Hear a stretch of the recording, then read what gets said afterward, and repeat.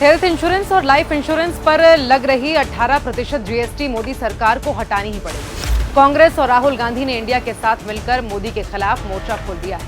संसद भवन के बाहर इंडिया सांसदों ने जमकर विरोध प्रदर्शन किया। टैक्स के नाम पर चारों ओर से मोदी की वसूली का शिकार हो रही देश की गरीब जनता को स्वास्थ्य और जीवन बीमा पर 18% जीएसटी देना पड़ता है। इस महंगाई के दौर में आप दिन रात मेहनत करके कमाते हैं, पाई पाई जोड़कर कुछ बचाते हैं, लेकिन मोदी जी टैक्स के नाम पर आपसे वो भी पैसा निकाल लेते हैं। छोटी मोटी बीमारी में ही आपकी सारी सेविंग्स खत्म हो जाती हैं और अगर कोई लंबा इलाज कराना पड़ जाए, घर का कुछ कीमती सामान गिरवी तक रखने की नौबत आ जाती है।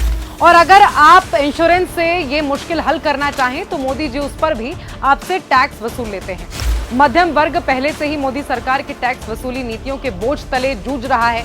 2024 में भारत का चिकित्सा महंगाई दर एशिया में सबसे ज्यादा 14% पर है। ऊपर से जीवन बीमा और स्वास्थ्य बीमा पर यह गब्बर सिंह टैक्स अन्याय है और भाजपा की आपदा में अवसर से लूट की नीति का एक और निंदनीय उदाहरण है। बाकी वैसे भी मोदी सरकार ने मिडिल क्लास को कहीं का छोड़ा नहीं। वो तो बेचारा direct tax, indirect tax, income tax, goods and services tax, life insurance पर टैक्स, स्टॉक में प्रॉफिट हो तो भी टैक्स भर भर के कंगाल हो चुका है। और इस कंगाली में भी मिनिमम बैलेंस मेंटेन नहीं किया गया तो उस पर भी पेनल्टी दीजिए।